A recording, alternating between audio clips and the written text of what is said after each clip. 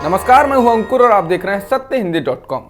एक नजर डालते हैं अब तक की सुर्खियों पर। भारत में ओमिक्रॉन वेरिएंट के मामले तेजी से फैलने पर केंद्र द्वारा राज्यों को चेतावनी देने के बाद अब प्रधानमंत्री मोदी इसकी समीक्षा बैठक लेने वाले हैं। सूत्रों के हवाले से खबर आई है कि वह गुरुवार को समीक्षा बैठक लेंगे।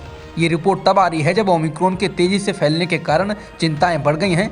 देश में नए वेरिएंट के मामलों की संख्या बढ़कर अब 238 हो चुकी है। इसमें से दिल्ली और महाराष्ट्र में सबसे अधिक मामले दर्ज किए गए हैं। राष्ट्रीय राजधानी दिल्ली में क्रिसमस और नए साल के जश्न के लिए इकट्ठे होने पर भी पाबंदी लगा दी गई है। कोरोना वायरस संक्रमण के बढ़ते मामलों के बीच पंजाब सरकार ने एक पहल की है जिसका अनुकरण दूसरे राज्य भी कर सकते हैं। इससे ये भी पता चलता है कि राज्य सरकार कोरोना की रोकथाम के लिए कितनी गंभीर है। पंजाब सरकार ने कहा है कि जो कर्मचारी कोरोना टीकाकरण सर्टिफिकेट पेश नहीं करेंगे उनका वेतन रोक लिया जाएगा। इसके साथ ही कर्मचारियों से कहा गया है कि वो अपना कोरोना टीका सर्टिफिकेट राज्य सरकार की वेबसाइट पर अपलोड कर दें। जिन कर्मचारियों ने एक ही खुराक ली है वो उसी खुराक की सर्टिफिकेट अपलोड करें, ये छूट दी गई है। पर जो सर्टिफिकेट अपलोड नहीं करेंगे उनका वेतन रोक लिया जाएगा। उन्हें भुगतान तब तक नहीं किया जाएगा जब तक वे सर्टिफिकेट अपलोड नहीं करेंगे। भारत में पिछले 24 घंटों में 7,495 कोरोना संक्रमण के नए मामले दर्ज किए गए हैं। वहीं इस दौरान 434 मरीजों की मौत भी हुई है। फिलहाल देश में 78,291 एक्टिव मामले हैं। ऐसे समय जब कोरोना वायरस के ओमिक्रॉन वेरिएंट का संक्रमण 90 से ज़्यादा देशों में फैल चुका है और भारत में भी मामले बढ़ते जा रहे हैं, मुंबई में एक दिन में कोविड-19 संक्रमण के 490 नए मामले सामने आए हैं। इसके साथ ही महाराष्ट्र में एक दिन में कोरोना के 1201 नए मामले सामने आए। ये बेहद चौंकाने वाली बात है।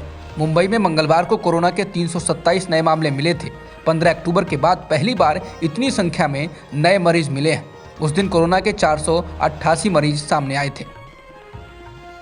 कोरोना वायरस के फिर से बढ़ते मामलों को देखते हुए चीन ने अपने 3 लाख आबादी वाले शहर शियान में लॉकडाउन लगा दिया है। इस दौरान लोगों से घरों में ही रहने को कहा गया है। हालांकि हर 2 दिन में घर के किसी एक व्यक्ति को जरूरी सामानों की खरीद के लिए बाहर जाने की इजाजत होगी। शांची प्रांत में स्थित शियान में 9 दिसंबर के बाद से 143 लोगों को कोरोना से संक्रमित पाया गया है। हरिद्वार में 3 दिन तक चली धर्म संसद में मुसलमानों के खिलाफ नफरती भड़काऊ बयानबाजी की गई। धर्म संसद में साधु संतों के साथ ही हिंदू संगठनों से जुड़े लोग भी बड़ी संख्या में शामिल हुए। इस कार्यक्रम में बीजेपी के नेता अश्विनी उपाध्याय और उदिता त्यागी भी मौजूद रहे। हिंदू रक्षा सेना के अध्यक्ष स्वामी प्रबोधानंद गिरी ने धर्म संसद में कहा कि हमें तैयारी करनी होगी। उन्होंने कहा कि म्यांमार में हिंदुओं की हत्या की गई, दिल्ली के बॉर्डर पर भी हिंदुओं की हत्या हुई। अब ज़्यादा टाइम नहीं बचा है, या तो आप अभी मरने के लिए तैयार हो जाओ या फिर मारने के लिए, और इसके सिवा कोई दूसरा रास्ता नहीं है। उन्होंने कहा कि म्यांमार की तरह यहाँ भी हर हिंदू को हथियार उठा लेना चाहिए और सफाई अभियान शुरू कर देना चाहिए।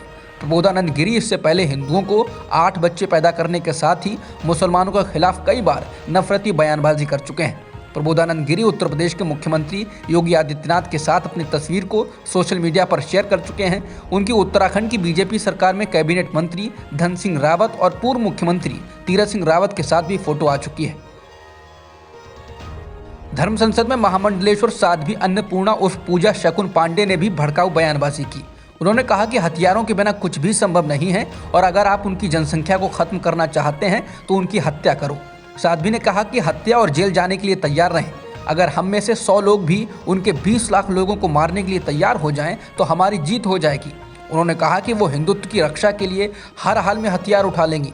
मुसलमानों के खिलाफ भड़काऊ बयानबाजी करने वाले यति नरसिंहानंद सरस्वती ने इस कार्यक्रम में कहा कि ज़्यादा से ज़्यादा बच्चे और अच्छे से अच्छे हथियार ही हिंदुओं को बचा सकते हैं।